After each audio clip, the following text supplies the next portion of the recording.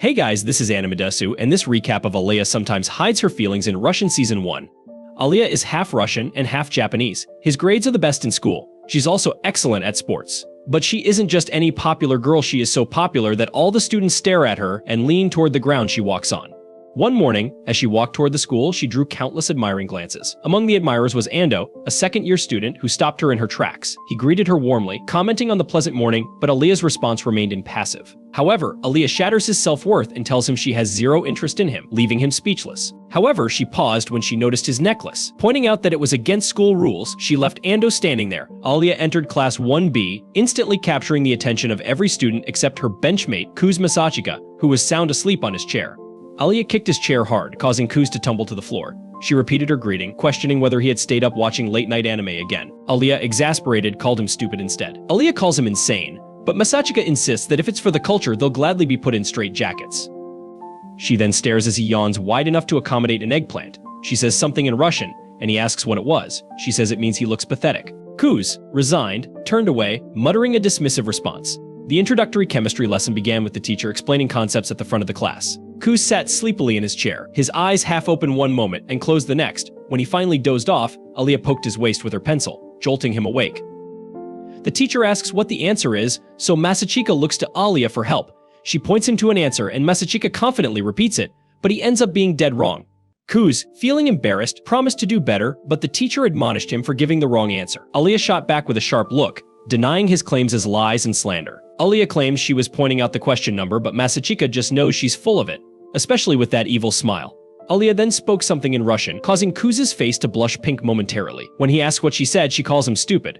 In reality, Kuz understood Russian without Alya knowing. He knew she had actually said that he is cute. This wasn't the first time he had heard her say similar things before. Internally, Kuz fumed, knowing she thought he was clueless. 私はどこの問題かを教えただ。ひどい言いがかりね。嘘つけ！笑ってんだよ！バーカって言ったのよ。なんだって？ミラシカ、ミラシカ。それさっきも言ったよなОй, покраснел, прям как лип. 誰が赤ちゃんだ、この野郎。Kuz reminisced about his childhood, recalling the Russian girl who lived near his grandpa's house. Imagining Alya's face turning beet red and her fainting if he ever revealed his secret understanding, Kuz quickly dismissed the idea. There was no way he was going to admit it now. At 9:50, it was time for a break. Kuz began checking his phone, prompting a reminder from Alya about the school's ban on mobile phone use, except in emergencies or for reference. Reacting swiftly, Alya stood on her desk and seized his phone. Kuz protested loudly, but Alya took a moment to scrutinize the screen. She noted the silver-haired, kimono-clad figure and questioned why Tsukiyomi.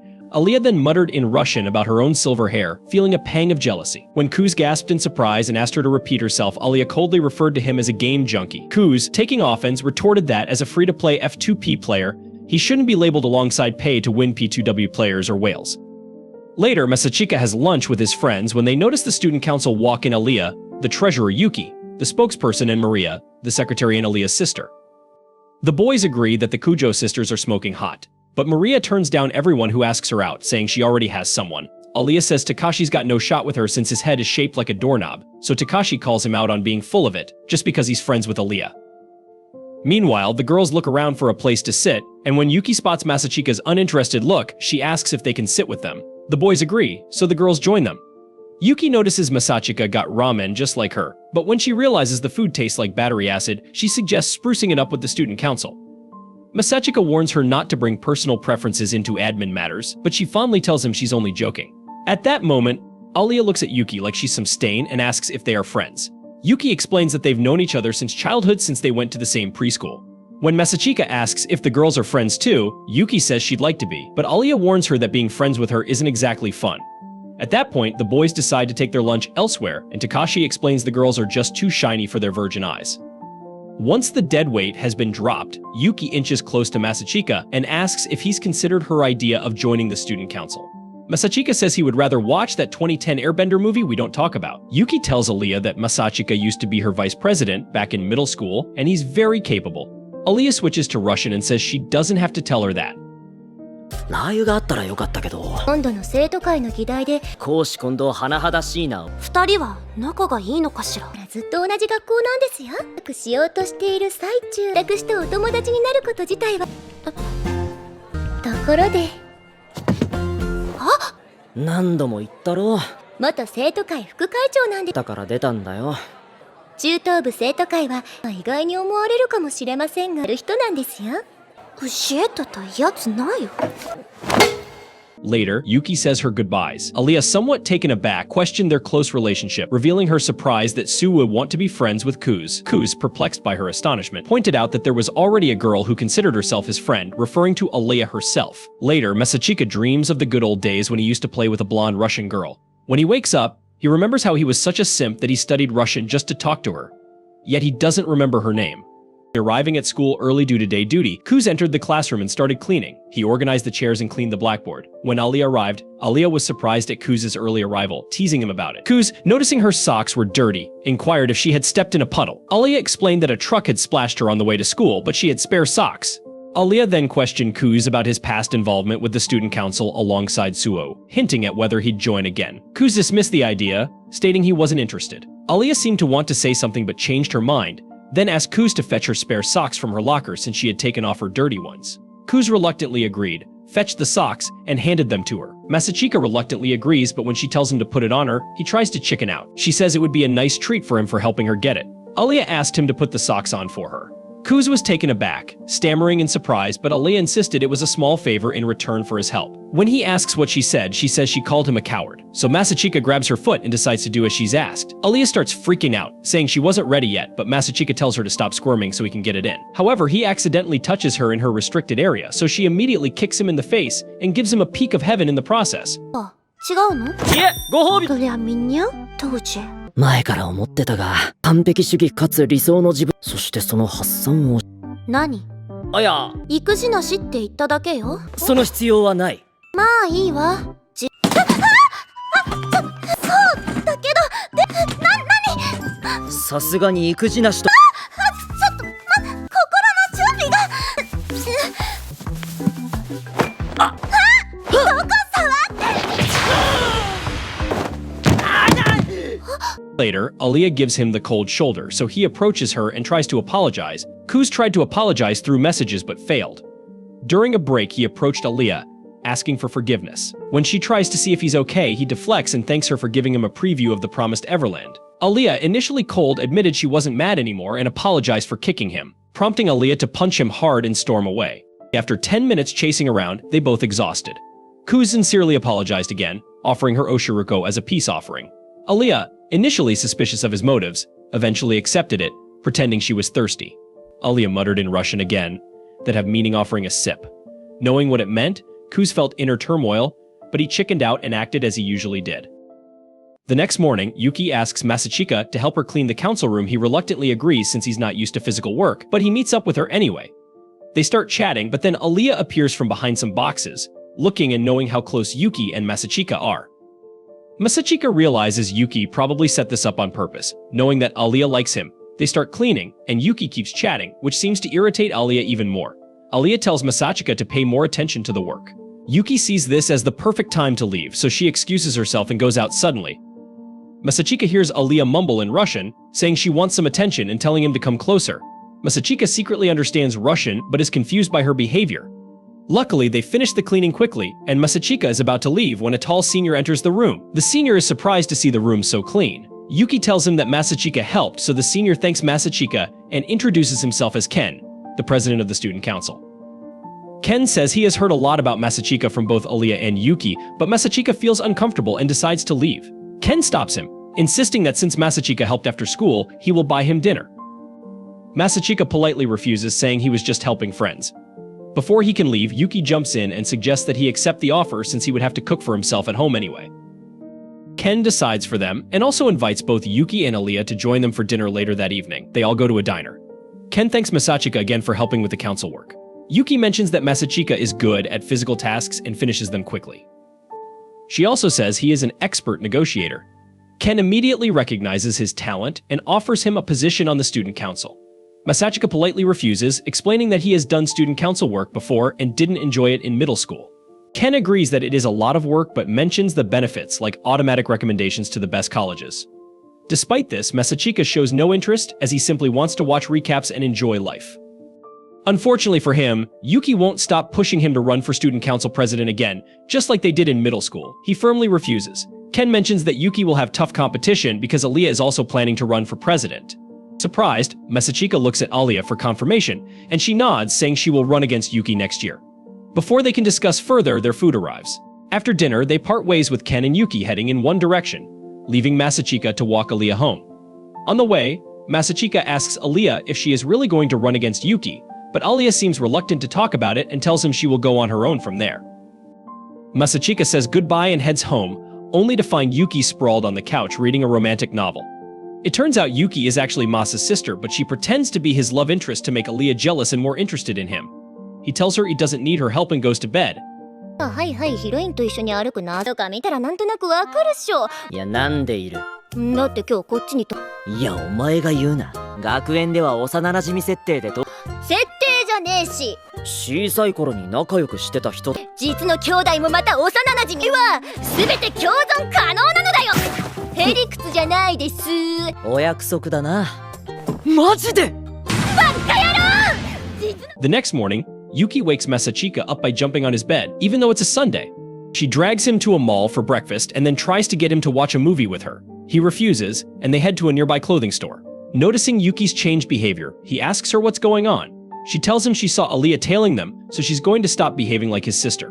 Before Masachika can respond, Yuki greets Alya warmly. Embarrassed, Alya pretends she just happened to be shopping and ran into them by coincidence. Yuki asks Alya if she has had lunch yet and invites her to join them at a restaurant. She then asks if Alya likes spicy food. Alya, who has only had mildly spicy curry before, claims she is fine with spices. Yuki tells her they are going to a ramen place that serves very spicy food and invites her along. Masachika decides to come clean and warns Alya that this restaurant's ramen is insanely spicy. Alya feels like Masachika is trying to push her away to be alone with Yuki, so she decides to join them anyway. They go to the ramen place, which scares Alya with its frightening appearance. Masachika warns her she's making a mistake, but Alya insists on joining them. They soon order ramen bowls. Alya notices Yuki dressed in boyish clothes and remarks on it. Yuki seizes the opportunity and jokes that she borrowed one of Masachika's shirts from that morning when they were in bed together. Masachika spits out his water trying to explain, but Yuki interrupts, asking Alya how she likes the dish. The spice hits her immediately, but she pretends to be fine. Yuki and Masachika start eating, unfazed by the spice as they are used to it. Masachika hears Alya mumbling in Russian about how insanely hot it is and gets worried, asking her not to eat it and suggesting they get something else. Alya insists she likes the heat, even though Masachika can see her tearing up. Eventually, unable to control herself, Alya screams loudly and runs out of the restaurant. Masachika follows Alya and finds her alone in a park. He asks if she's okay. Alya says she is fine, but Masa offers to get her some ice cream, and she immediately agrees. He buys her a triple scoop, which she enjoys much more than the spicy ramen. While she is eating, Masachika asks why she wants to become the council president. This sours her mood, and she tells him she just wants to try. He asks if she has a partner, but she replies that she doesn't, claiming she can do it herself.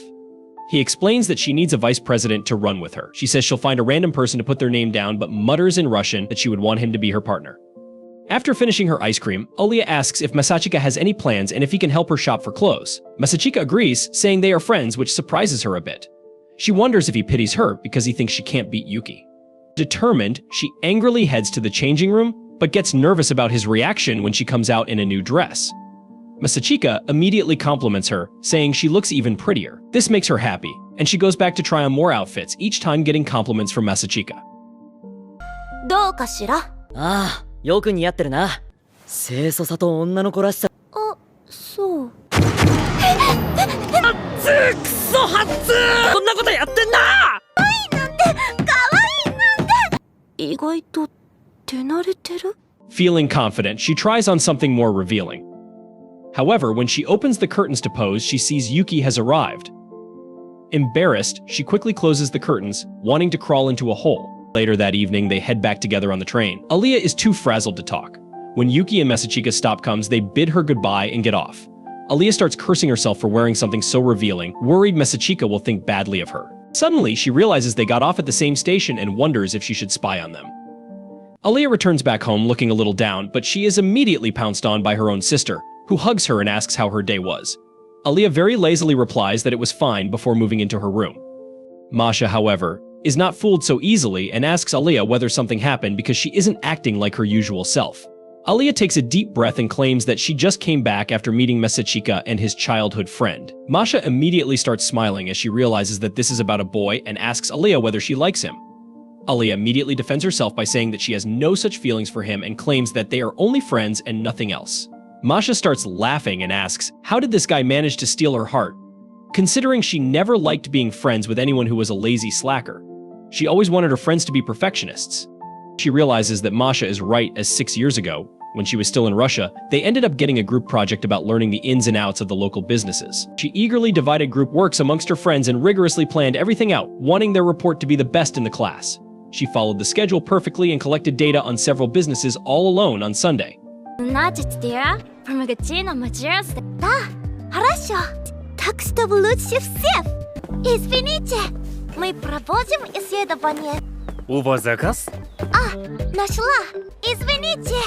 But when she went back to school on Monday, she found out that none of her friends had even started thinking about it. She gets worked up and tells them that the report will take a lot of time to write, but her friends seem unconcerned, claiming that they have a full week to work on it. Suddenly, the blondie notices her work notebook and picks it up, claiming that Alya has literally written a whole essay already. They tell her to chill out as this is just a school assignment, but Alya is one of those perfectionists who got no chill, so she tells them to take this seriously. This results in her getting into a major argument with the blondie, who tells her to do it all alone if she wants to be such a perfectionist and leaves. Later that evening, Alya stays up late and keeps writing the report, and continues to do so every single day until finally the results of the report are unveiled. A different group ends up winning because their report was more cohesive, while Alya holds back her tears, clutching her group work that she did all alone. That day, while walking back home with tears glistening on her cheeks, she decides that from now on she will never depend on anybody because they will always disappoint her no matter what. After that, she ended up qualifying for a very difficult examination and got transferred to Japan. On her first day, she ended up giving a speech at the ceremony, which immediately made her a favorite. After the assembly, when the class was about to start, she noticed Masachika for the first time, sleeping on his desk with no care in the world. She wakes him up, claiming that the class is about to start, and he groggily tells her that her speech was phenomenal. She introduces herself very cordially, as she expected everyone at this super prestigious school to be perfectionists like her. Slowly, the facade wears down as she notices that most students here are slackers as well, and most of all, Masachika was the biggest slacker, never bringing the correct books, always behind in physical education, and literally sleeping through the entire math class. Soon, she starts going back into her shell and not talking to others because they were disappointing her once again. Soon the seasons change and the school festival arrives. They all divide duties and start working on it, but even after being behind in all aspects, the students are very chill about it and go back home, while Alya works overtime sewing the banner as she felt all alone once again. She hurts herself once again and puts on a band-aid when suddenly the door slams open and Masachika enters the room. Alya is surprised to see him after the school is over, but he claims that she shouldn't overwork and go back home. Alya at this point is pretty prickly and tells him to mind his own business as she has a lot of work to do, but he tells her not to worry as he has sorted everything out. He used some connections to get permissions to stay overnight in the school. He also made some friends in the handicraft club and convinced them to help with the festival work as well, so now there are a lot of people who can help. He tells her to relax and go back home, but her feelings finally end up coming out as she tears up and claims that she can't relax because she wants to put on a really good festival which people will genuinely enjoy, and she won't be satisfied with anything shabby. She will not compromise on the quality of work no matter what. He tells her that she is putting all her efforts in the wrong places. He claims that she is putting all her efforts into doing everything alone, but if she was smarter, she would have focused all her attention on convincing everyone else to work together, which would have lowered the load on her, as well as involve all the students. She stands up and leaves the room, wondering what the hell is that guy's problem. 仕方ないって何？私が参加するこの出し物をいいものにし、妥協なんて絶対にした。私くらい本気になってないのわがままだって分かってる。だから私がその分も努力をしてる。努力の方向性が間違ってるだろ。みんなで力を合わせて作り上げるもんだろ。いかにみんなをやる気にさせるかって言っても悪かった。The next day, however, is a total shift from what she was dealing with, as Masachika somehow motivated everyone to do their best for the festival. They started coming up with hundreds of ideas for attractions. They started staying late in the school, having fun and working together, and slowly Alya started opening up to her classmates again. The day of the festival finally comes, and it turns out to be a total hit as their attraction ends up winning the Best Attraction in the School award by a large margin. The festival finally ends with a student dance, where Alya finds Masachika sitting all alone. He asks why she is not dancing as everyone and their mothers would want to dance with her, but she claims that she doesn't want to dance right now because every boy keeps bothering her about it. Masachika laughs and tells her that because of her attitude, everyone has started calling her the Ice Princess, but Alya doesn't seem thrilled about it. She claims that she doesn't like the fact that they call her a princess, because it makes her feel like she was born with everything, even though she has worked very hard for everything she has achieved till now. Masachika smiles and tells her that he won't call her that name. Then Alya turns to him and apologizes for lashing out at him the other day, and asks whether she could do anything for him to show her gratitude. Masachika tells her that she doesn't need to do all that as she was still the person who put the most effort, but Alya claims that she needs to repay him for his kindness. Masachika decides to take matters into his own hands and takes her arm before running into the grounds, asking Alya for a dance as her thanks. Finally, we return back to the present where Masha claims that it sounds like the start to a beautiful love story. But Alya again claims that he is just a friend because he is capable and can get things done. The next morning, Masachika goes to the student council to cover for Yuki as she didn't come that day. There he ends up meeting with Masha, who tells Masachika that she has heard a lot about him and wanted some help with shopping for supplies. He agrees and she immediately thanks him and grabs his hands. Suddenly she feels a familiar feeling as if she has met him before and asks him for his full name. Masachika tells her his full name and immediately she realizes something but keeps her mouth shut and tells him in Russian that they should get moving. They start walking back when she enters a tea shop to try some of their tea, and while she was tasting the different types of brewing methods, Masachika suddenly remembers how his parents separated when he was young, and he decided to stay with his dad, but Yuki ended up choosing their mom, forcing the siblings to be separated from each other. Suddenly he snaps back to reality only to find Masha in front of him looking worried. She tells him that he looks pained and immediately hugs him while stroking his hair. This completely shocks him as he feels a wave of nostalgia come over him, as he wonders why this feels so familiar and relaxing. Their session quickly gets over though because he gets burned by the hot teacup while still wondering why Masha's touch reminds him of his childhood. Later that day, they walk back over to the student council room where the president immediately notices the huge toy in Masha's arms. He tells her that the student council shouldn't be a place to put soft toys. But Masha doesn't seem to care about it and keeps telling him that she wanted to get him a lion. The president walks up to the shopping bags, scared. What else did Masha buy? Thankfully, the remaining things were ordinary school supplies, which brings him some relief. He thanks Masachika for helping them buy the supplies, as he doesn't trust Masha to shop alone. Masachika can totally understand it, as he knows Masha would have made the council room a total theme park if left alone. The president again tells Masachika that he should reconsider his decision to join the student council, as they need capable people like him. Masha seems to be in agreement, as she claims that he should at least join them on paper. Masachika asks why they are so hell-bent on making him join the council. And the president replies that he thinks Masachika has a special talent with sorting things out, which is very important for a student council. He claims that Masachika was an excellent vice president during his junior school, and Masachika replies that while working in that position, he realized that there were no real ambitions or goals of his that he would be able to achieve if he continued being in that position. So, it doesn't make sense for him. The president tells him that goals don't need to be 100% aligned with the goal of working at full efficiency. He claims that he joined the student council not because he wanted to transform the school for the better, but because he wanted to win the heart of the girl he liked. He whips out his phone and shows Masachika a picture of a fat, insecure-looking fellow. At first, Masachika doesn't identify the person, but Ken claims that it is none other than him from 2 years ago. Masachika is shocked at the incredible glow-up transformation, while Ken tells him that 2 years ago he was a loser with bad grades and no talent in any sports. But then he fell in love with a beautiful girl named Sarah, the vice president. She was way too out of his league, so he decided to better himself in order to become a viable match as a boyfriend for a girl like Sarah. Becoming the council president was just a step in achieving that dream, so his reasoning to join the council was very selfish. Masha joins in the conversation and tells Masachika that even she joined just because she was friends with Sasha and wanted to talk to her more, claiming that everyone who joins the council has their own selfish reasons, and that's completely fine. This seems to change Masachika's mind a little, while Ken tells him that it's perfectly fine for him to join the council, even if his sole goal is to help someone become the president. Masachika looks at a smiling Ken and asks him for some time to think upon it. He then realizes that Alya hasn't arrived yet, but Ken tells him that she probably will get late today as she has gone out to mediate a fight between the soccer and baseball teams, as both want to use the field. Masachika immediately leaves the council room as he wonders whether he should check upon Alya to make sure she is doing fine. それを恥じる必要も。都会としてちゃんと生徒たちの立場は成人君子じゃないとなっちゃい。それはもう。なく思う必要も。お兄ちゃん。やだよ、めんどくさい。お兄ちゃんでしょ。俺も、千咲や九条姉も歓迎する。誰にも文句は言わせん。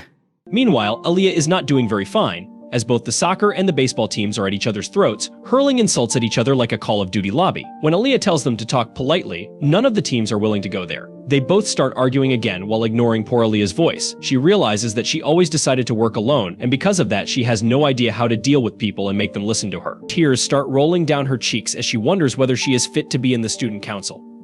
Meanwhile, Masachika reaches the area and overhears the heated discussion. While Alya failed to mediate them, Hughes decides that it is good experience for her, and was about to leave when he hears her call out for help in Russian, which only he understood. He decides to intervene in the middle and introduces himself to them as the student council member in charge of the general affairs. Alya seems surprised but relieved to see him as he quickly takes control of the situation and claims that, because the baseball team has fewer members, they will move to the smaller Riverside field. But in return, the soccer team members will help the baseball team move all their equipment.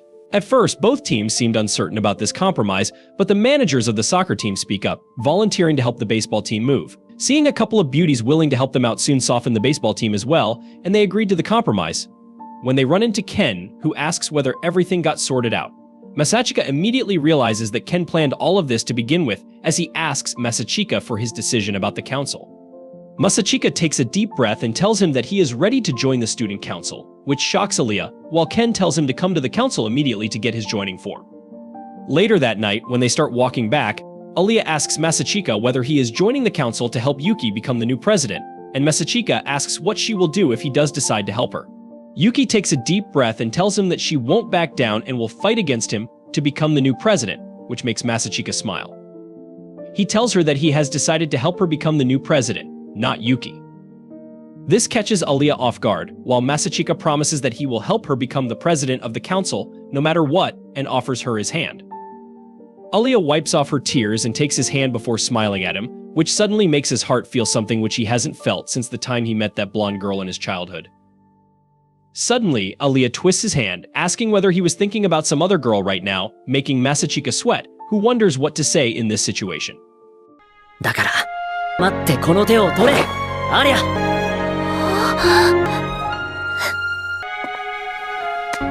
これからもよろしくな、アリャ。ありがとう。Я тебя люблю. She asks him whether he was thinking about Yuki, and he immediately denies it, but she thinks he is lying and delivers a tight slap, knocking him to the floor. She then walks up to him and helps him back to his feet before they start walking back together. On the way, they talk about everyday life, making jokes, and having fun. When they finally reach Alya's apartments and the time to say goodbye comes, Alya asks whether his cheek is still aching, but he claims that it's just stinging a little, but he should be fine, as he has experience with getting peppers sprayed by girls. Alya decides to relieve some of the pain as she walks up to him and plants a light kiss on his cheek, making him blush as she walks away, claiming that it was just a friendly kiss. Masachika can't believe what just happened as he stands there blankly, wondering why this Russian girl is playing with his heart like this. Now we're with Masachika, who is reflecting on what happened with Elisa. He's questioning what he was thinking, feeling embarrassed about the events that unfolded. He also remembers that Elisa confessed she liked him, which might mean she was genuinely flirting and not just joking around. Masachika thinks her words came from the heart, but quickly convinces himself that it can't be true, assuming that she was just caught up in the moment like he was. He imagines that she might have regained her senses and is now crying. This reminds him of a family argument, where his mother accused his father of not coming home often because of work. Masachika feels uncomfortable and believes that love is fickle and unreliable, thinking it's foolish to worry about it. He doesn't think much of himself when it comes to supporting Elisa, especially since he left home and used his surname to Yuki. When Masachika arrives at his apartment, he's surprised to see Yuki's shoes because she had mentioned having other things to do. He wonders if today's events were orchestrated by Yuki to influence the student council, and then he walks in on her in the bathroom, barely covered by a towel. Yuki reacts with an exaggerated scream, calling him a pervert, but Masachika stays calm and accuses her of setting this up. She readily admits it, but then asks if he's curious why she did it. She reveals that they've lived together for years, but never had a moment where he accidentally saw her changing. She believes every brother experiences that at least once. Masachika dismisses her explanation, accusing her of acting like an anime character, which offends her. Yuki then acts dramatically, pointing to an imaginary camera and explaining that this was her way of compensating him for what happened earlier. She teases him about not being interested in her body, which she claims is a sign of his seriousness. Masachika, taking the conversation seriously, reveals that blatant exposure doesn't excite him and that subtlety is more appealing. This shocks Yuki, who hadn't considered this perspective. She continues to tease him, claiming he looked at her entire body, but he admits he only glanced up to her chest, prompting her to call him a chest monster. 大方俺が玄関のドアしてきたろ。バレたか。バレるわ。だろうが。おいおい待ちたまえよ。まあ聞きたまえ正親くん。長いこと着替え遭遇イベントを紹介には妹の着替えに遭遇するというわけでサービスし、これは騙し討ちみたいにしちゃすかしたこと言ってくれるじゃねえか。リズムこそが正義だ。After she gets dressed, Yuki follows Masachika to his room and asks if the student council president and Masachika convinced him to join. He confirms this and adds that he's supporting Alisa for the presidency. After a brief silence, Yuki angrily accuses Alisa of stealing her brother's attention, even joking about the size of their breasts. Masachika is clearly uncomfortable and asks her to stop with the graphic comments. Yuki insists that he should appreciate smaller breasts and even jokes about letting him touch hers, but then recalls that he did accidentally grab her chest once in elementary school during a game. Masachika is embarrassed and brushes off her claim as a typical sibling situation. Yuki gets upset and asks for some affection, which he agrees to by gently brushing her hair. As they calm down, Yuki acknowledges the rivalry between them and apologizes for any discomfort, reassuring him that she knows he loves her dearly. They share a laugh, and Yuki leaves the room alone. She feels a mix of surprise and sadness, realizing that someone else has motivated her brother, though she's determined not to lose to this new rival. The next morning, Masachika finds it odd that Yuki hasn't woken him up as usual, thinking the news from the previous day might have affected her. As he gets out of bed, Masachika feels a hand grab his ankle, startling him. Yuki emerges from under the bed, showing she's not depressed or anything like that. However, after a few seconds of silence, she asks for his help to get unstuck. Instead of helping her, Masachika playfully wraps her in his sheets while she complains about the smell, saying it stinks of man and that she's going to faint in the classroom. Alisa focuses intently on Masachika's arrival, puzzled by her own nervousness since he usually shows up half asleep. When Masachika arrives and greets her, she is surprised to see him looking unexpectedly sharp. Upon closer inspection, she thinks he seems different, more striking than usual, though she tries to downplay it by assuming he'll knock off at any moment. But during class, she notices him staying focused, which confuses her and makes her wonder if he's truly changing his behavior because of her. Later, in the gym, Masachika is suddenly hit on the head by a ball and steps outside for a break. Alisa follows him to check if he's okay. Despite him assuring her that it's nothing, she gets closer and compares their foreheads to check his temperature, making him nervous. At that moment, Masachika can't help but notice her large bust, remembering the rumors about her cup size. Alisa then lets her hair down, making her beauty even more striking in his eyes, which makes him wonder if she's doing it on purpose. He looks away but can't resist glancing back, confirming his preference for subtle glimpses. 久世くん、大丈夫？ありゃ。怪我をしたんじゃないかと思っ。大丈夫？そう、ちょっと。え？あまりよくわからないわね。そうか。いいカップ。マジで。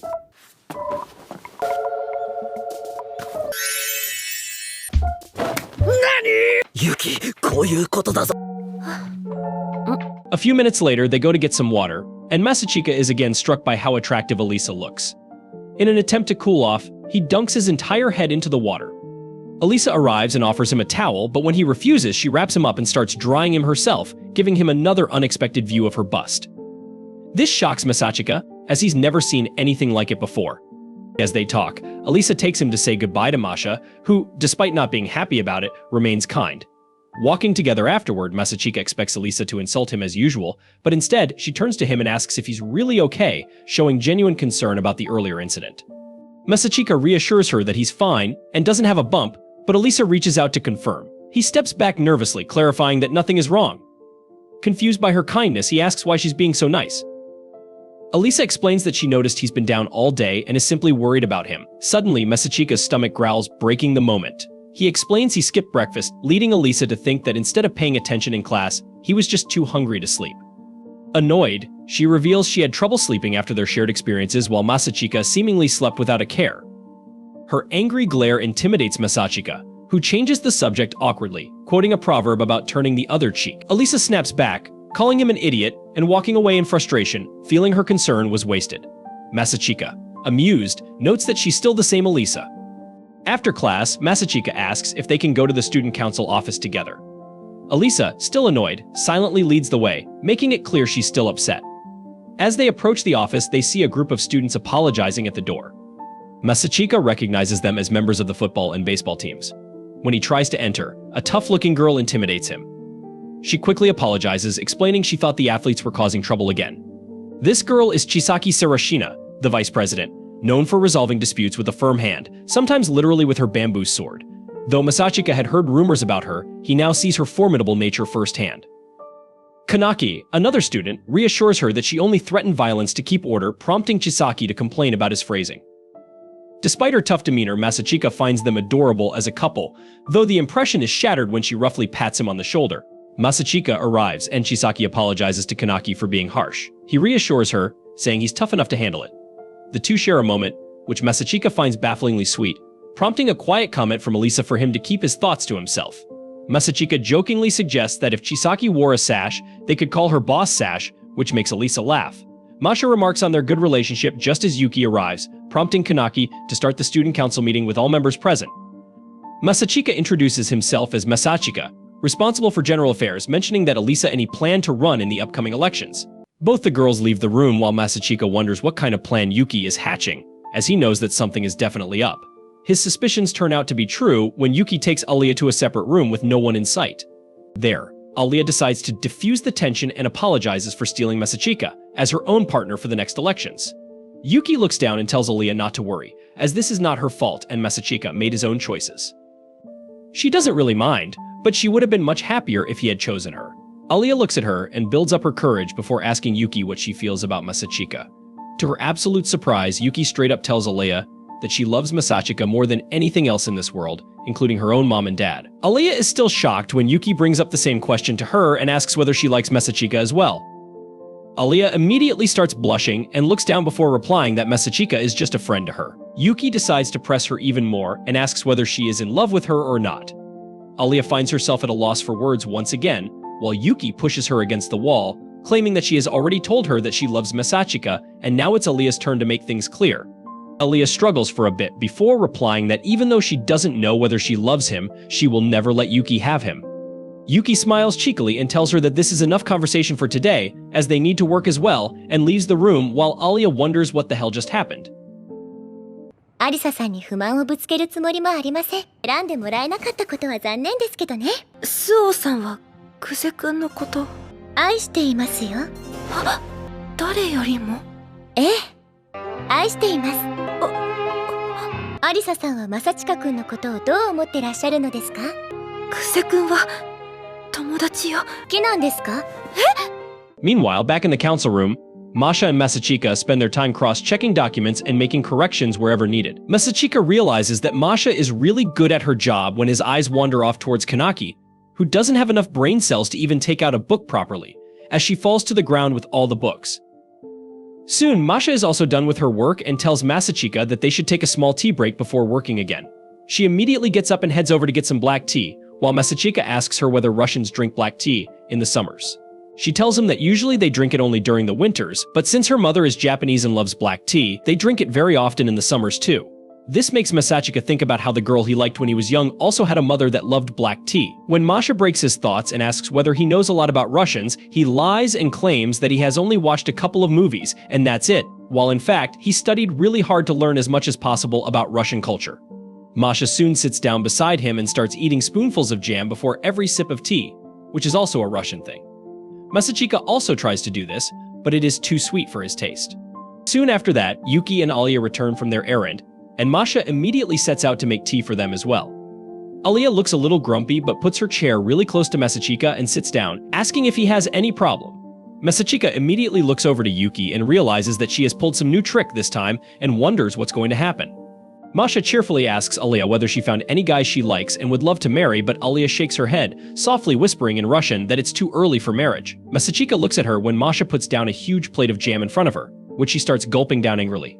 Soon, the president dismisses all of them, and Masachika starts the walk back home with Alya while the sun starts setting. He wonders what Yuki told her, as she looks very stressed, and decides to do something about it. He invites her to a small cafe, claiming that they should discuss a little about their presidential election because they don't get much time during school. Alya whispers in Russian, asking whether this is a date, which makes Masachika blush, but he pretends not to understand it and enters the cafe with her. よし、今日はここまでにしておくか。たち2年は少し先生と話があるから。お疲れ様でした。設定なんかやったよな、ユキのやつ。ああ、ありゃ。なんで？今後一緒に会長選を目指す。よかったらちょっと寄っていかないか。まあいいわよ。じゃあ寄ってくか。にсвidanieと? あなたはそういうつもりだったんですか? They sit down, and she gets 2 big boy smoothies so she can post them on social media. When Masachika decides to address the Russian in the room and asks whether something happened with Yuki, she gives him an annoyed look and tells him that nothing happened, which just makes him absolutely sure that Yuki pulled some trick on her. Suddenly, Alya asks Masachika whether he is dating Yuki, but Masachika outright denies it, claiming that he would date his own mom before dating Yuki. Alya looks at him suspiciously, so Masachika decides to clear the air and tells her that Yuki is not as ladylike and innocent as she looks and promises that she is simply messing around and teasing her. This makes Alya relax a little while Masachika tells her that they need to do something about Yuki because, as it is, they will definitely lose the elections. Alya looks at him a little frustrated, but he claims that this is the truth. He explains that usually there are many more candidates fighting for an election, and after a general meeting where the candidates are supposed to have a brainless debate like Biden and Trump, half of the candidates drop out because they realize they don't have any support. Then, finally, the top 3 candidates are chosen to run in the election, and among them, one is chosen. Unfortunately, this time, everyone thinks that Yuki will win by default, and because of that, no one is even interested in standing against her.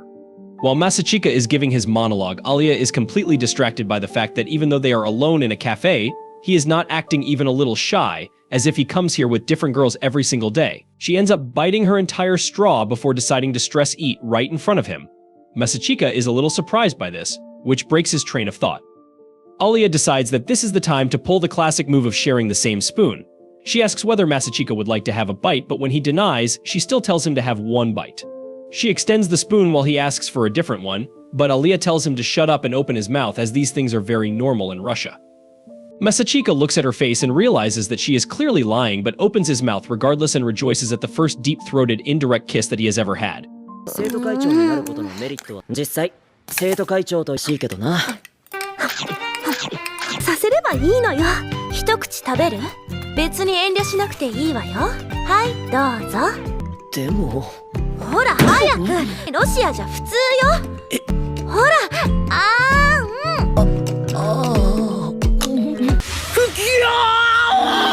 Soon, they return to their shy selves when Alya asks what they should do if they want to beat Yuki. Masachika tells her that last year their president wasn't even in the student council and yet ended up winning the elections, but that was because he had a plan. Masachika explains that, at the start of the year, Ken was a fat, average student with poor grades, but as the year went on, he lost all the weight and started doing better academically.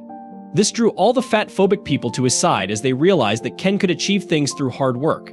This way, Ken created a compelling story which is needed for every election. He orders some food for himself and tells her that she should give a speech in front of the entire student body and try to win them that way. Alya agrees and soon his food arrives. They start eating when he offers Alya a bite. She eagerly agrees, but he gives her a different spoon and a bowl to eat from. Because it was super spicy, she ends up tearing up once again. While walking back at night, Alya asks Masachika whether he has any idea who Yuki will be partnering up with. Masachika replies that she shouldn't have much trouble finding a partner, as she is pretty popular, but claims that if she picks Tan as her partner, it would be very difficult for them to win. Alya asks who Tan is, and he explains that she is Yuki's opponent from junior school, who fought till the very end for the position but lost by a small margin. After that, they decide to head back to their homes for the night. The next day, they meet again in the council room, where surprisingly enough, Yuki has already found a new partner. She comes in with a glowing face, smiling at Masachika before revealing that her partner is going to be Ayano from her class, who looks at Masachika directly while he wonders why his sister is tormenting him so much. Ayano looks at him blankly and asks whether he forgot how strict his grandfather is about the matters of family. This brings a distaste to Masachika's mouth as he remembers his grandfather constantly barking about how family is the most important. He tells Ayano that Yuki is still the most important person to him in this world, and he would always be by her side, but at the same time, he is going to help Alya win these elections, and that's his final decision. Ayano bows her head and asks whether he has any message for his grandfather, and Masachika heatedly claims that if the old man has anything to say, he should say it to his face and leave Yuki alone. After that, he walks over to his classroom where his 2 incel friends grab a magazine filled with pictures of idols and ask which one Masachika prefers. Masachika is a true Sigma, claiming he isn't interested in 2-dimensional paper cuttings, but when forced to pick one, he chooses the girl with brown hair.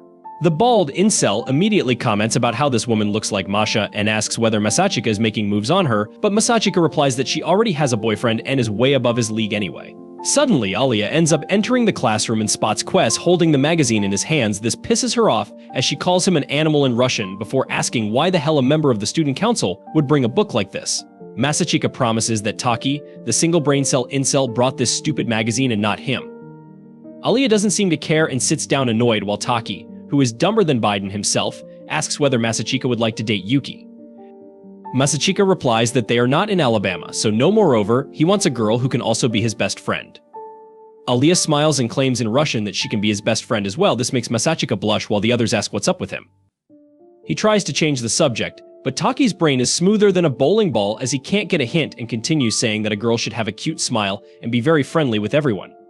Masachika realizes that Alya is feeling sad about this, so he asks her to be a bit more considerate. This pea-brained incel jumps up and claims that personality doesn't matter as long as the girl is as pretty as Alya.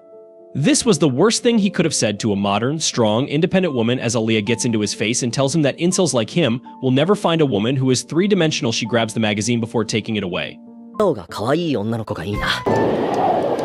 親しみにくい感じはするね。やっぱり普段の態度って少しは気を使え。 ладно. とにかくフォローしろ、フォロー。 У меня есть друзья. アーリャ姫くらい美少女なら。ことそんな風に見てたの。ごめんなさいね。ここまでは。やっぱりこれ没収よ。 Later that day, all of the council members arrive at the council while the girls decide to gamble Kit Kats, as it is already sanctioned in Russia.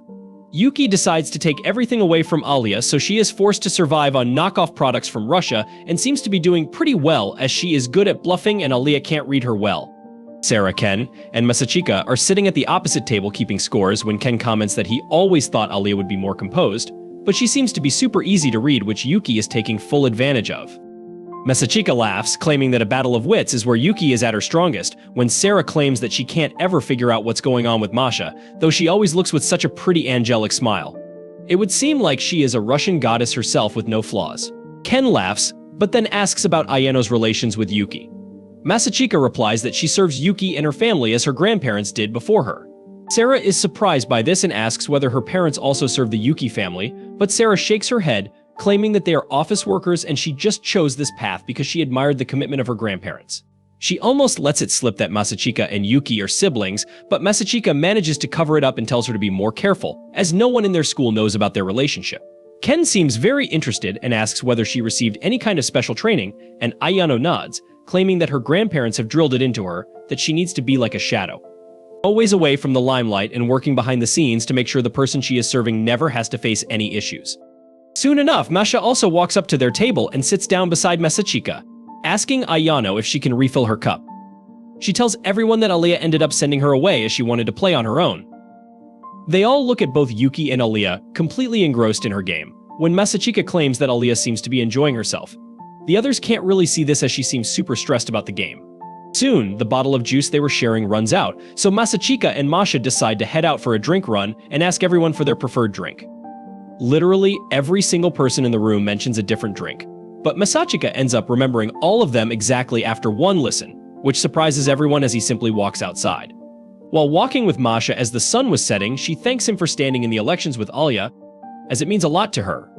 Masachika replies that she doesn't have to thank him for something like that, but Masha claims that this is very special as Alya never lets anyone help her, as she hates depending on others. But surprisingly, she is willing to get help this time. Masachika straight up asks whether she intentionally acts like a stupid thought around Alya. This takes Masha by surprise. But she smiles, claiming that she doesn't want to compete against her own sister as she knows Alya is a super hard worker. This makes Masachika think about his own overachieving sister, who looks so elegant at school, and wonder whether she pretends to be a total nerd at home. He comes to the decision that the person at home is the actual Yuki and not what she becomes at school. Masha asks Masachika why he pretends to be a lazy person when he is super responsible. This catches him off guard, but he smiles and claims that he wants to live his life without disappointing anyone, so he tries to act lazy so no one depends on him ever. Masha smiles warmly and pats him on the head, telling him that he is doing a great job. Masachika feels like her dog but kind of likes it as well. いいお姉さんなんですね。今の話、アーリャちゃんには内緒ね。真面目な一面を隠しているのは。マーシャさんみたいに誰にも頼られないよう。よしよし。頑張ってる頑張ってる。俺は別に。久世くんは大丈夫よ。The next morning, Alya gets stream sniped by Tan, the old rival of Yuki, who stops her in the middle of the school and asks why the hell she stooped so low that she pulled Yuki's partner to join her team instead. Alya is shocked at this and doesn't know what to say, while Tan asks her whether she is scared that she would have no chances of winning if Yuki was partnered up with Masachika. Everyone in the school hears this fight and starts watching, embarrassing Alya even more, who tells her that Masachika himself wanted to be in her team, but Tan refuses to believe it. Thankfully, Masachika arrives at the right moment and tells Tan to back off, as he indeed chose to run with Alya, and Yuki knows of this and doesn't mind it either. He tells Tan to apologize to Alya, but she walks to him straight up and challenges Masachika to a presidential debate. She claims that people like Masachika shouldn't have a place in the student council, let alone the elections, but Alya intervenes, telling her to back off if she wants to debate him. She will have to go through her. Tan turns out to be a total savage and tells Alya that she is simply a puppet who gets good grades but has no social or life skills, so she will just get herself embarrassed. However, she claims that it might be better for the entire school to get rid of the eye candy from the presidential election, so she challenges both of them to a presidential debate at once. The next morning, both Kuz and Alya head over to the council president, revealing their encounter with Tan. This confuses the president, who claims that Tan is a respected student and very smart as well. This means that it wouldn't be very easy to win against her in these debates. Alya doesn't seem to be bothered by it, but Masachika mentions that they don't really have anything to gain from it since Tan is not even in the presidential race. However, Alya claims that it would still give her an opportunity to show her skills and ideology against Tan in front of the student body, which might win her some more support. Later that day, both Masachika and Alya go over their game plan. Masachika tests Alya by listening to her answers against Tan's accusations until he is satisfied with her preparation. Before they were about to leave, Alya asks whether Tan doesn't like Masachika. He looks off into the distance, replying that he thinks that both of them respect each other equally, and they don't have any bad blood. In fact, Tan was a very good friend of Masachika during middle school. This surprises Alya a little, who asks why Tan would turn against Masachika this way. He replies that Tan probably thinks he is simply trying to bring chaos into the elections. In Tan's eyes, Masachika is leaving Yuki when she is at her strongest to support a different candidate for absolutely no reason other than to spark some troubles in her way and make things more interesting, which Tan doesn't like. The next morning, they both walk down to the auditorium when they are approached by a girl named Mia, who is basically Tan's friend. She seems to know Masachika already and tells them to relax a bit before walking ahead. Alya doesn't really like the way Mia carries herself, but Masachika claims that she is very popular among the students, so her words carry a lot of weight. Alya realizes that a person with connections can definitely be a threat, but Masachika tells her not to worry about that and to focus on the debate first. The auditorium soon starts getting filled up by students from every class, gossiping about the elections. Alya slowly starts getting nervous at the sight of so many students, who are probably talking about how she is not worthy of this position. She starts spiraling very quickly, thinking about how she has never made a meaningful connection with anyone before. But Masachika snaps her out of it and tells her to calm down, as her enemy today is not Tan, but the perfect vision of herself that she wants to become. He tells her to Netflix and chill for a while. If anything goes wrong, he will handle it. This calms her down a bit, and soon they all take their positions as the debate starts. 私にできるのやらなきゃ久世君のためにも谷山さんで決まりだろ。ありゃ。久世君ありゃ。E カップってマジ？変態この状況で何言ってるのよ Ken introduces both sides and asks the opposition about their views. Tan quickly moves up to the podium and instead of aiming for Alya, decides to aim for Masachika. She explains that the current members of the student council are solely picked out by the president and the vice president. This means that there is a lot of room for corruption, nepotism, and favoritism. She claims that students who have never achieved anything in their life, who get average grades in academics and are no good in sports, suddenly become members of the student council. This makes them of higher status than every other student who has been working hard to achieve something. She continues that the members of the student council should be solely picked out on the basis of their grades and performance in extracurricular activities by the teachers themselves, so that they can get rid of lazy slackers who do nothing but create chaos for everyone. This really impresses everyone, as the entire student body claps. Ken calls up Alya to defend against these views. Alya confidently moves up to the podium and starts presenting her point of view. She explains that the school prides itself on the self-governance of students, as it shows that the students studying in this school are old enough to know how to carry themselves. Moreover, if Tan believes that the student council needs the help of teachers to decide something as small as choosing the members of the council, then it simply means that she is weak-minded and doesn't think she can do that on her own. Additionally, academic grades are not everything, as people have their own strengths and weaknesses. A slacker who is average in studies can have incredibly amazing social and problem-solving skills, which are very important to the student council. Masachika realizes that Alya has saved her position, but Tan decides to interrupt and starts questioning. However, all her questions turn out to be trivial as Alya calmly manages to answer everything. Masachika smiles, as Tan was thinking that he is her rival in this debate, when in reality it was always Alya. Tan struggles to maintain her position and asks what would happen if the president or vice president go berserk.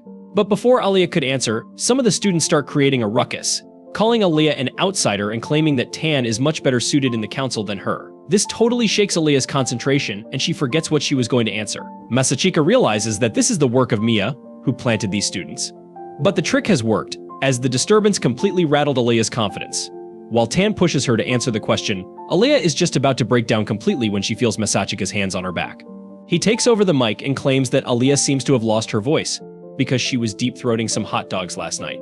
He claims that he will continue the debate from here on, but instead of talking about points, he starts a stand-up comedy routine and completely roasts the poor president for no reason. He claims that if the decision of who enters the student council were given over to the teachers, who would select the top scorers of the school, Ken would have never become a president, as he had very poor scores and was a total fat loser during his first year.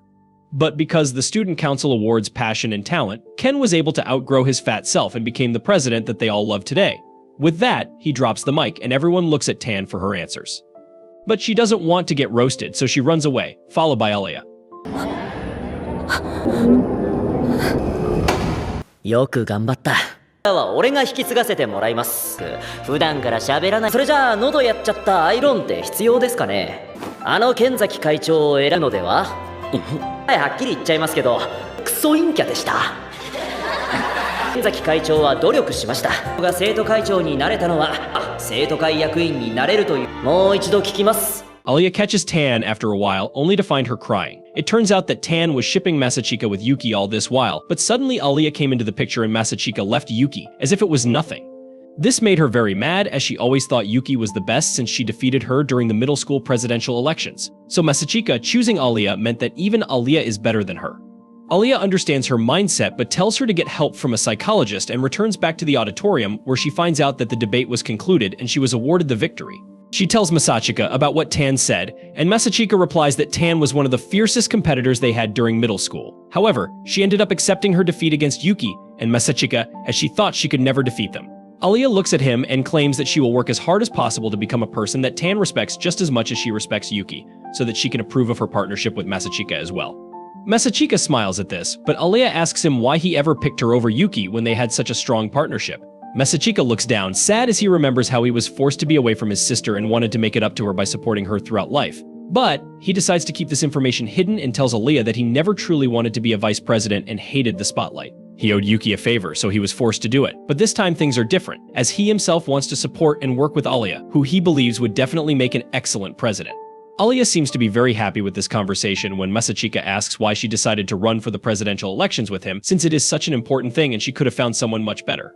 Alya replies in Russian, and for once, even Masachika doesn't understand what she said. She immediately gets up and starts walking, while he follows her, asking what she just said to him. Alya smiles playfully and tells him to learn Russian if he wants to know what she said. As night fell over a luxurious mansion, the family patriarch was discussing with Yuki about the conference where Masachika had debated against the arrest of Taniyama Industries. The man recalled that this girl had competed with Yuki until the end of the elementary school presidential election. He had expected great things from her and was disappointed that she would back out in the middle of the debate. Yuki simply replied that she must have had her reasons, and the man understood that whatever they were, it gave Masachika campaign legitimacy. In any case, he reminded Yuki that she must not lose, no matter who her opponent might be. The girl acknowledged her grandfather's words. He emphasized that perhaps the girl was not as talented as Masachika, but at least Yuki understood that with great gifts come great responsibilities that Masachika had run away from.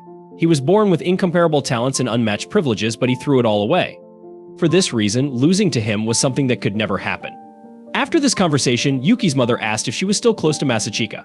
Upon hearing that she was, the woman felt relieved and told her daughter not to worry about it. After closing her bedroom door, Yuki demanded a hug from Ayano, but just a hug wasn't enough for her. So, Yuki rubbed her face against the maid until she felt better. 頑張りなさい。はい。綾乃。はい、ユキ様、止まりました。よ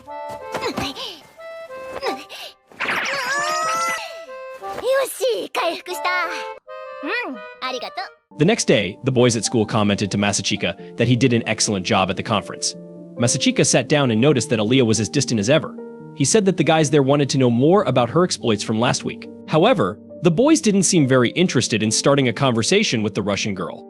So Masachika kicked the desk of the friend sitting in front of him, and the guy got the hint. This friend then asked if Alya had written her own speech, and she replied, somewhat surprised, that she had. The boy said he was impressed by that and praised her speechwriting skills. Soon, the others also got involved in the conversation until two of them insulted Taniyama for running away in the middle of the debate. Hearing this, Alya stood up with a scowl and left. Masachika went after his friend to the student council room to see what was bothering her because it seemed that Taniyama being ridiculed really upset her. The Russian girl turned around to defend her debate opponent, but Masachika interrupted her, saying that they both knew why she did what she did, and above all, they had done nothing wrong. On the contrary, they had competed fairly, so there was no need to be concerned about what people said or didn't say about Taniyama. Alya understood what her friend meant, but felt that it wasn't really a victory since their opponents simply gave up. Masachika pointed out that if the plan was to help the girl recover, it would mean their victory at the conference would be lost. Still, he scratched his head and conceded, saying that what mattered was doing what was right. At this, Alya took the opportunity to state that she intended to help Taniyama, and so she gained Masachika's support. He argued that it was better to deal with it now than to keep putting it off. Besides, it would make for a much smoother closing ceremony. Even so, the Russian girl was afraid of causing too much trouble for the boy, but he reassured her that he was there by her side no matter what, which touched her deeply. With that said, Masachika noticed the office chair swaying and realized someone was there under the desk. Kanzaki and his girlfriend had squeezed themselves into whatever space they could to avoid being discovered, but they ended up giving themselves away in the end. Masachika thought it looked like something straight out of a romantic comedy, but regardless, as a good underclassman, he intended to pretend he saw nothing. The problem was that another romantic comedy scene began to unfold before his eyes when Alya took a step forward, then another, while Masachika scrambled to find something to distract her with as quickly as possible. With no other option, he ordered Chisaki and the student council president to come out of hiding and made them promise that everyone there would pretend they hadn't seen or heard anything, which the two in hiding thought was a brilliant idea. なんかいる。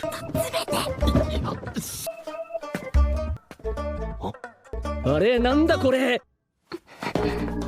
何がダメかっていろいろとダメだ。で、いつまで隠れてるつもりですか？じゃあまあ、ここはお互いになり。Afterward, Masachika and Alya left the room, and the Russian girl was so embarrassed that she pretended to remember some responsibility and bolted out of there. Meanwhile, in Nanoa's classroom, the girl was chatting with her friends about fashion while they all stared at their phones. This scene made Masachika roll his eyes, certain he wouldn't be able to join in on that conversation. One of Nanoa's friends invited her to a party at her house on Sunday, but the girl was feeling a bit down because exams were coming up. Even so, she joked that she was just kidding and confirmed her attendance at the party. At that moment, she noticed Masachika watching and called out to him, embarrassed. The boy preferred not to say why he was there in front of everyone, so he met with Nanoa in a vacant room. Once there, she teased him, saying he didn't need to make such a big deal out of asking her out. Surprised, Masachika asked if she would actually like that to happen. With the same bravado, she replied that she was single and even liked the boy but had never dated someone she really liked, as if she didn't quite understand this whole love and romance thing. Masachika didn't want to get involved, but since he was already involved, he commented that the girl shouldn't be so easygoing if she didn't like it. She responded that Taniyama had said the same thing to her, but with a slap as a bonus. Taking this in, Masachika noted that people at school were bad-mouthing Taniyama, so it would be good to do something to change that. Nanoa found it funny that the boy would come to talk to her about it, given that she saw the two of them as enemies. In fact, she confessed that she had even infiltrated the audience about this. Masachika was surprised that the girl would risk her friendships like that, but she replied that she didn't care about losing any friendship other than Taniyama's. Masachika assumed that people like Taniyama, who have a burning flame within them, must be a complete mystery to Nanoa. She added that someone who possesses a brightness you lack will always be attractive. In fact, Nanoa believed that both she and Masachika were unhappy cynics clinging to their radiant partners, so she joked that an evil scheme should be concocted in this room right now. Masachika preferred to stay on the good side and suggested that the two of them spread a rumor to justify Taniyama's abrupt exit from that day's debate. Nanoa pointed out that this could cast doubt on his victory, but Masachika was already aware of that. With nothing to lose, Nanoa agreed to the plan and left without further ado. Just as abruptly, Ayano showed up in the room with Yuki, startling the boy. Yuki accused her brother of getting close to Nanoa, an enemy, and that's why they decided to eavesdrop on the conversation. Not buying this story, Masachika asked for the real reason, and the girl revealed that she was pretending to have a secret meeting, not realizing an actual secret meeting would be taking place. To make matters worse, Alya appeared at the door and saw her running mate chatting with their opponents. Immediately frowning, Masachika asked her not to jump to conclusions. Although Alya pretended everything was fine, she left pouting and cursing him in Russian.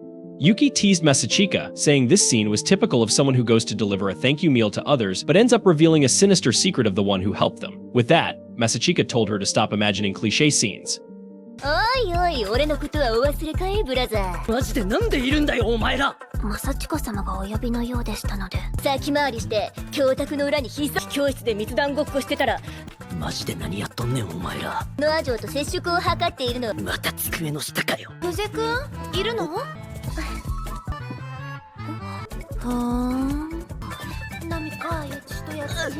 In a flashback, Taniyama saw Nanawa with a boy and confronted her friend because it was a different guy than before.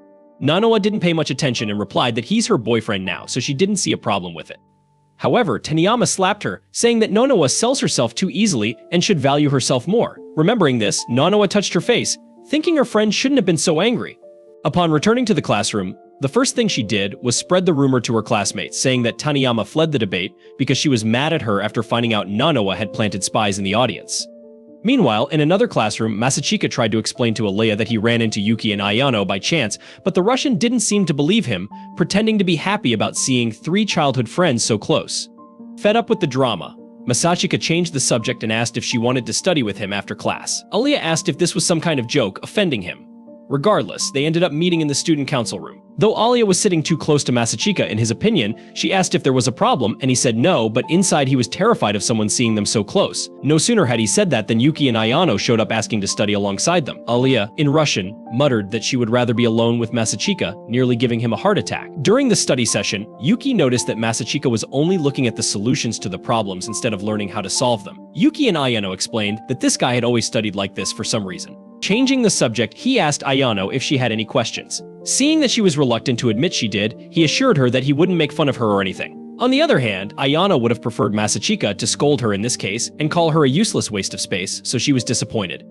Alya butted in and asked if the 3 of them were really childhood friends because somehow they seemed even closer than that. However, before the question was answered, Masha entered the room with her famous tea and served it to everyone.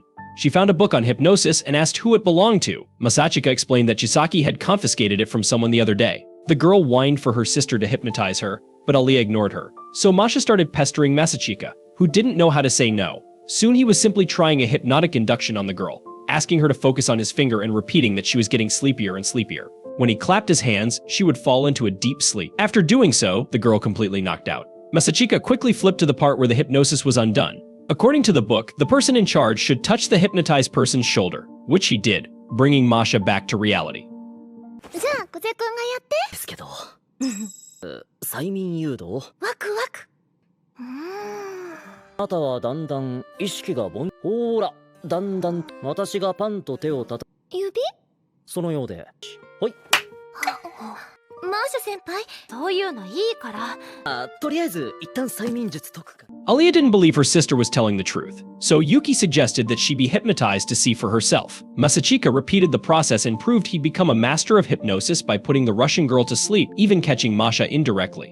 Yuki saw the potential for mischief in this situation and suggested a more mischievous act of hypnosis, while Ayano was thinking of something more innocent, like discovering a personal secret from the 2.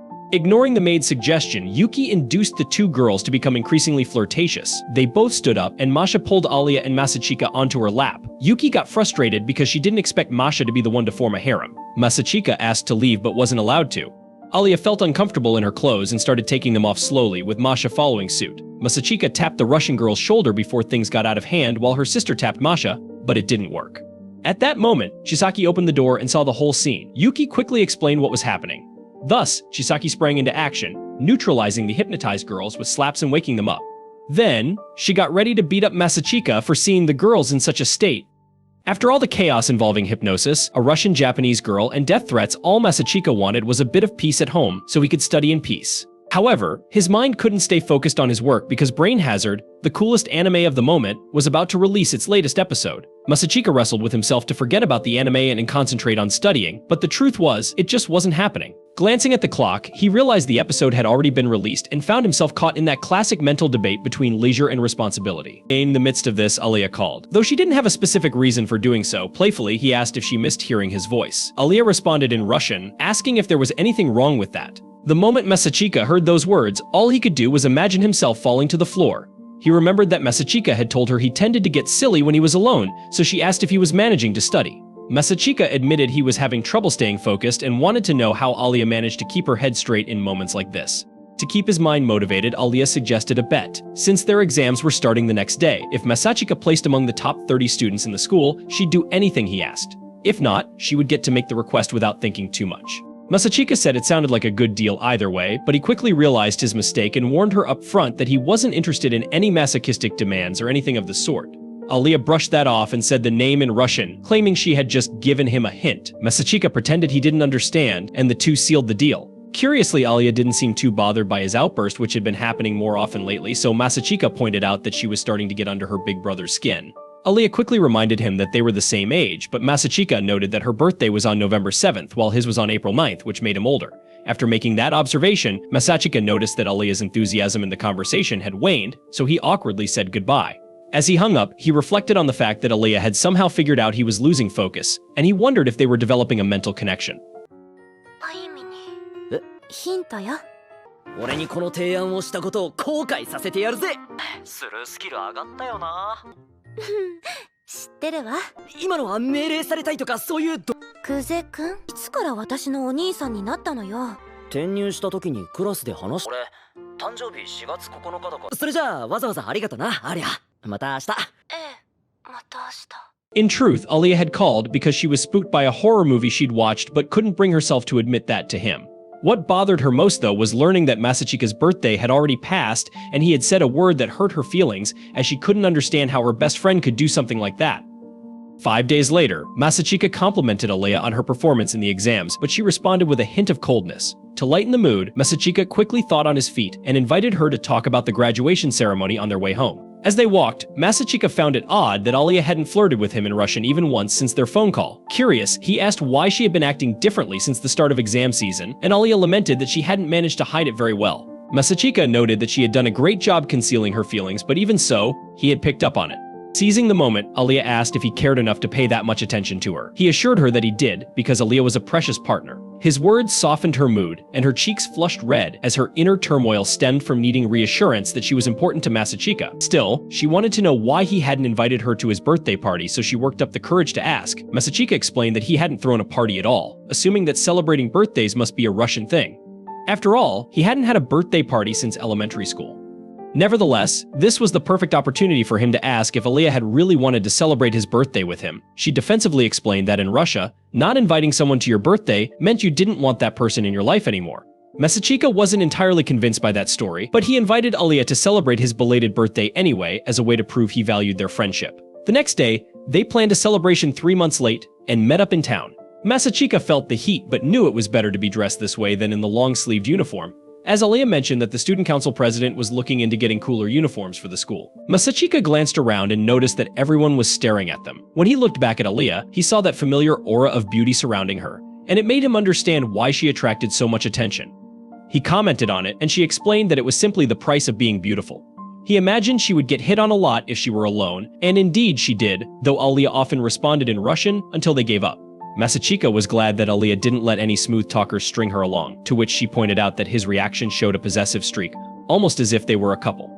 Masachika admitted that he tended to act that way when he was out on a date. Embarrassed, Alya, who had realized she was indeed on a date with the boy she liked, commented in Russian that it was her first time. Masachika wasn't sure if she meant her first time with him or her first date ever. でも会長が夏服を半袖からじゃないかマジで街行く人が振り返る何？いやなんかめっちゃ注目さ相手が諦めるまでてっきり毒舌と暴力で撃退ってなくて何よりだなってデートの最中は少なからずかフィアル V デートそうね They soon arrived at a restaurant that was usually pricey but offered some great lunch deals. Once inside, Masachika gave a quick rundown of how the graduation ceremony worked. First, the candidates for student council president would present their political goals, followed by their running mates explaining why they supported their candidate. Then came the most important part. Even though the event didn't involve a formal vote, there was something similar to it. After each pair spoke, the audience reacted, and the crowd applauded only for whoever they wanted to win. Alya asked if it was possible for a candidate to receive no applause at all, and Masachika explained that it was. In fact, he imagined they wouldn't be able to match Yuki's applause due to her popularity, so their goal was to keep the gap from being too large. Alya thought this strategy was too defensive, but Masachika considered it a realistic assessment of the current situation. Speaking of which, he planned for their team to give their speech before the competitor, because the first speaker often gets a more subdued reaction while the crowd weighs its options. giving them an excuse if Yuki outshines them. Alya didn't like the idea and shot Masachika a dirty look, so he tried to lighten the mood and asked if the clever girl would rather play dirty, like messing with their opponents' heads. With that, Alya softened a bit, and her partner eased the tension by assuring her that Yuki wouldn't stoop so low either since she's nothing like Miami Nanoa. Alya asked what he meant by that, but their food arrived just in time, and the two turned their attention to celebrating the belated birthday. Before long, Alya wondered if her running mate started the rumor about Miami, but he pretended it was all her initiative. Either way, it buried the issue with Tanama but also buried the results of the Congress. Alya regretted that happening but thanked her friend for prioritizing her during the process. With that, Masachika got flustered and turned away, so Alya, for the first time in Japanese, commented that the boy looked really cute when he was embarrassed, then offered him a piece of meat to feed him. Everyone around was tense, expecting a climax, while Masachika casually ate the meat and noticed the girl using the same fork afterward without a care. After the meal, Alya gave her friend a mug as a gift, and he joked that it looked like something couples buy. Alya confessed that he read her mind because that's exactly what she did. Her matching mug was already safe and stored at home. Hearing this, Masachika almost lost his composure but tried to hold it together to avoid falling completely for the Russian girl. Back at school, while they waited for their turn in the meeting with the teachers and parents, Kenzaki wanted to discuss the proposal for summer uniforms with the student council members. Masha stood up to make some tea and asked Sayano to relax as the girl also stood up just as someone started doing a task dismissed from her duties. The poor girl froze.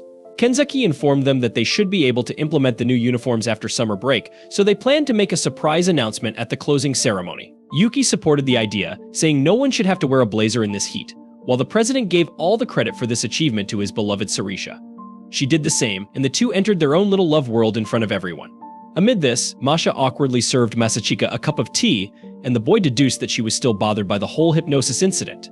Then Kenzaki's parents informed him they've arrived, so it was time for his meeting. Masha mentioned that she would wash the dishes and Masachika offered to help. While doing the task, the boy took the opportunity to apologize for the hypnosis, but she reminded him it was her idea. In fact, she was curious to know what she did to him while she was hypnotized. Masachika told her that she pulled him and Alya in and started stroking both of their heads. The girl was relieved it didn't go beyond that, though she had heard that Masachika was watching while they were hypnotized. Despite the situation, the boy found her more cute than intimidating with that angry face. To punish him, Masha squeezed and pulled his cheeks, teaching him that you shouldn't mess with a girl like that. と一緒に抱きかかえられてました。それならよかったわ。そのミット？でも、むしろ大変可愛らしい。クゼくん？はい。ちゃんと反省してるのかしら？ Just then, Masha's mom called her to join the meeting, leaving Masachika to finish up the task. After washing the dishes, Masachika returned to the student council room, where Yuki took advantage of their alone time to clear some things up. Before that, Masachika mentioned he was going to pick up his grandfather, so the girl forcefully hugged him to avoid being ignored, saying she had felt really lonely without her big brother around and wanted to be pampered here and now. Masachika played along for a moment, but was interrupted when his grandfather called to say he had arrived. Meeting the old man at the entrance, Masachika joked that he looked like an Alya mobster in that white suit, to which his grandfather replied that he forgot to put on his sunglasses to complete the look.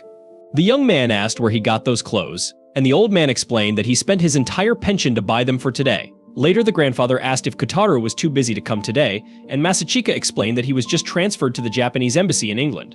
Amid this idle chatter, Alya showed up and was practically ambushed by Masachika's grandfather. The boy explained that this crazy man was obsessed with Russia while trying to keep him in check. Beside the girl, Alya's mother finally introduced herself as Kujo Ami and mentioned that her daughter always talks about the boy at home. Embarrassed, Masachika hoped it was all good things until he noticed his grandfather had disappeared. The old man had wandered off to ask the Russian girl to marry Masachika and join the family, forcing Masachika to regain control over the madman. Alya's mother also teased her daughter about this marriage talk. After the meeting, Masachika ran into a woman named Yumi, triggering a heavy memory from his childhood. When greeted by Masachika's grandfather, she returned the greeting by calling him her father-in-law. A couple of days passed by, and one night, Masachika dreams about the time when all he wanted to do was make his mother happy and proud. He would get the best grades in his class, only to try and make his mom happy. Even after that, he started playing the piano like a prodigy, finding everyone clapping for him apart from his mom, who still looked kind of sad. This made him try even harder, thinking that what he was doing was not enough. But his mother snapped one day, telling him to once in a while like a normal man instead of being a spoiled boy who is always with his mother. This finally snaps Masachika out of his dreamy state as he realizes that he is burning with fever. He somehow drags himself out of bed when the bell rings. He opens the door, pissed off, but everything goes out of the window when he spots Alya looking like a candy cane in front of him. He is shocked to see her there while she tells him that Yuki told her he was sick, so she got the meds for him. Masachika realizes that even during his sickness, Yuki is playing her usual games and tries to take the med bag away. But Alya claims that she is here to nurse him as well since he is a lonely nobody in his life. But Masachika lets her in, and soon they are in his room. Alya looks a bit taken aback as she has never been in a boy's room before, opposed to Yuki, who has been to every boy's room in their school for a night. She asks whether he has eaten anything and then proposes to make him a special Russian soup with vegetables cooked until falling apart. Masachika agrees to eat but immediately rejects the dish when Alya tells him that it takes 4 hours to cook. Alya then offers him some disgusting porridge, and poor Masachika has no option but to agree and eat it quietly. She heads down to the kitchen, and like a total brain-rotted Gen Z, she starts watching animecaps on YouTube. She soon snaps out of it and decides to cook when she notices the cup she gave him in the dishwasher, which makes her happy. A little while later, she brings the porridge to Masachika, wearing an apron that any man of culture would appreciate. She sits down and hands him the porridge before asking why he is such a lonely incel and where his parents are. He quickly replies that his dad is busy at work and that he doesn't have a mom. Alya decides not to pursue this topic further and tells him to rest while she works in the living room. Masachika ends up oversleeping and wakes up late in the evening, expecting Alya to have left by now. But when he comes out, he notices that instead of one maid, there are 2 maids. He would have gone for a classic old-school 3-way, but Masachika decides to play the waiting game. Ayano immediately comes beside him, telling Alya that she can leave now, but Alya claims that Ayano is Yuki's maid and not Masachika's. Ayano quickly replies that Yuki sent her here and asks whether Alya shouldn't work for her big day tomorrow. Masachika immediately asks what they are talking about, but Alya doesn't reply and turns around to leave. She tells Ayano to take care of Masachika and walks out the door without another word.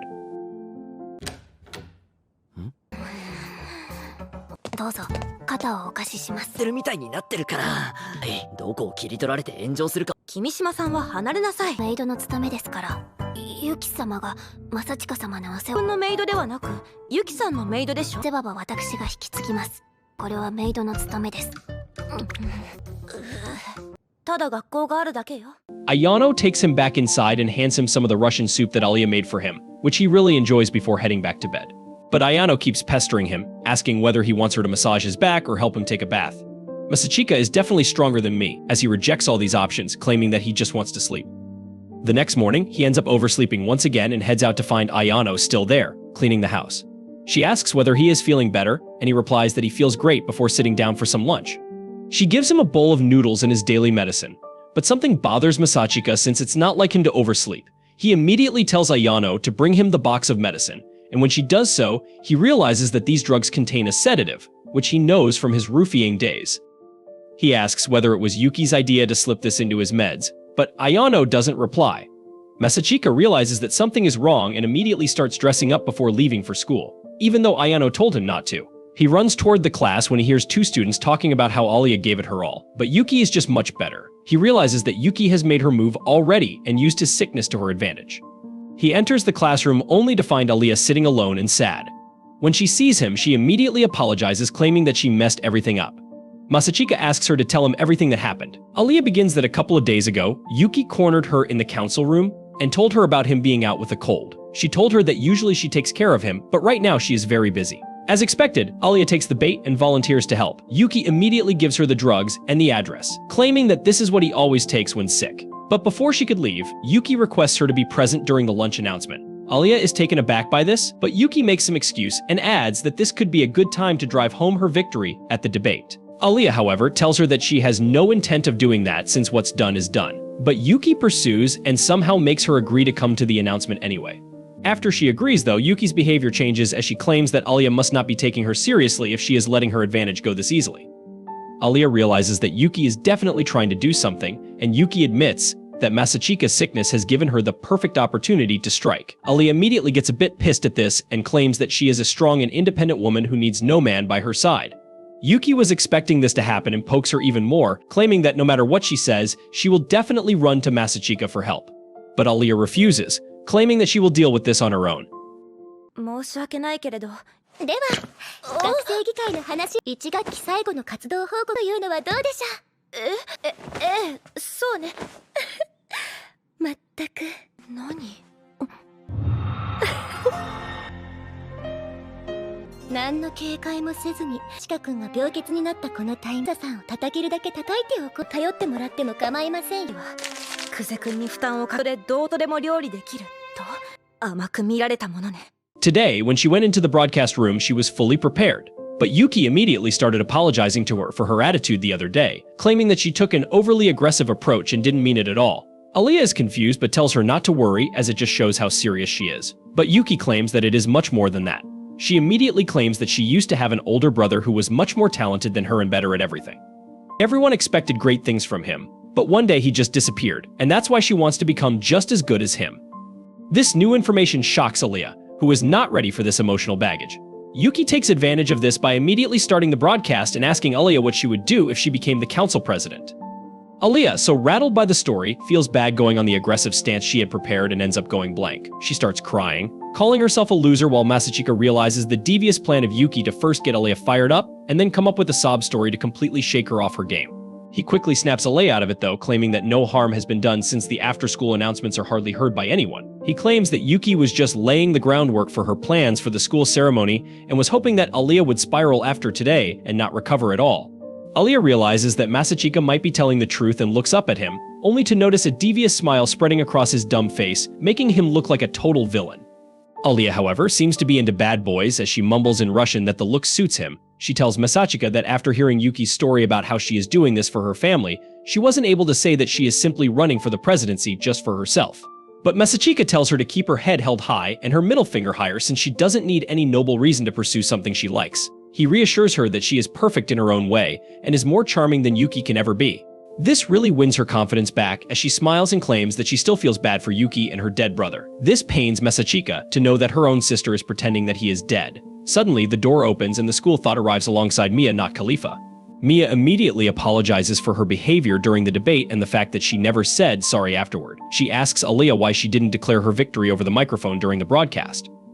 Alya replies that she never won the debate, as Mia ended up leaving the podium, so they can't call it a victory. Mia realizes that Alya is very prideful but has her own pride and claims that she herself will announce it during the closing ceremony. But Masachika stops her and hatches a plan alongside them to help Alya standing. Mia agrees to help them as a way to apologize while Alya asks, weren't they trying to go for a draw? But Masachika claims that Yuki fired the first shot, so it's now their turn to pull the trigger.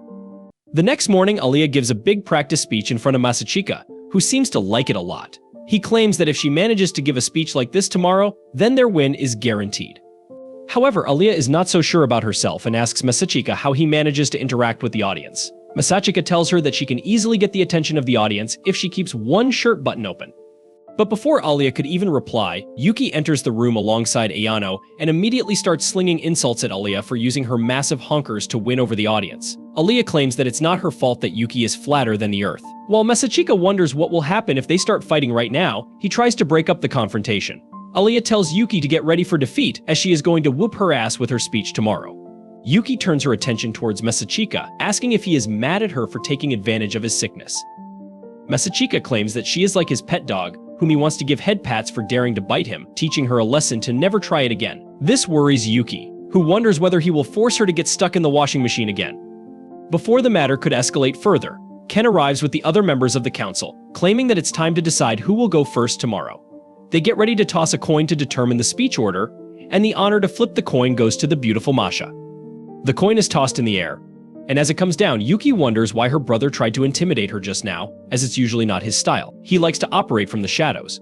The coin comes down, and Alya guesses wrong, which means that Yuki gets to choose what to do. She wonders whether she should let Alya go first to find out Masachika's plan, but at the same time, the person who goes first has an advantage. So, Yuki decides to call Masachika's bluff of trying to scare her and decides to go first to secure a decisive and dominant victory. わあ、お姉ちゃんをバカにした。見ててね。えい！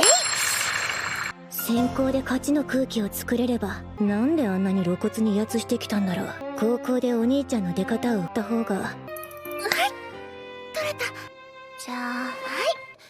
それじゃあゆきちゃん。アーリャさん、昨日の校内放送の私の狙いはもともとアーリャさんだ。お兄ちゃんの狙いは。それでは先行でお願いします。The next morning, the students assemble in the auditorium. One by one, the student council members go ahead and address the students. Finally, it's Yuki's turn. She steps out to the podium and confidently talks about how she is going to run for elections next year. She claims that if she becomes president, she will ensure that all students are heard equally by putting out suggestion boxes. Even though this is a pretty lame idea, she sells it very well and even promises to open an account on Feet Finder. This gets all the guys riled up and they start shouting in her support. Meanwhile, Masachika realizes that she is playing pretty dirty again, as she simply yaps on the stage without really meaning anything. He asks whether Alya is feeling fine, and she seems pretty determined and concentrated. Soon after that, Ayano is called on stage, and she immediately captures all the attention with her cute face as she starts talking about how amazing Yuki is and how she wouldn't have missed if she was the Trump shooter. People start clapping at this, and she finishes strong. Finally, Alya enters the stage and steps up to the podium. Everyone looks at her massive assets, forgetting where her eyes are. However, she gains their attention immediately as she starts talking in Russian. People look at her, wondering whether she is Putin's agent, but she eventually reverts back to English, apologizing for her Russian. This seems to be going exactly according to plan, since Masachika knew Yuki was a proper thought who would sell her soul to get attention. He decided to confuse the audience by using Russian, which makes them forget all about Yuki. Alya honestly tells everyone that she got transferred to this school last year and, unlike Yuki, she has no proven track record of being a council president. However, she promises that she can work harder than anyone and is willing to give any voter a sloppy top. People look at her in disbelief as she points at Masachika's friends, claiming that she spit on their things and gave them the Guac Guac 2000. This really shocks everyone sitting there. She continues talking like a politician, promising that she is not corrupt and will make America great again. It seems to be working, as the student body appears filled with right-wingers, who didn't like Yuki throwing insults at their lord and savior. They all start clapping for her one by one. Разрешите представить, я собираюсь выставить свою. Я пришла в эту школу, в которой я могла бы похвастаться. すいません。私は去年この学園ですが、そんな私が誰よりも努力すること、生まれ持ったものにあぐらをかかず、私だけの力ではありません。いつだって一生懸命なお前のことを前を向け、アリャ。私は皆さんに望まれるご清聴ありがとうございました。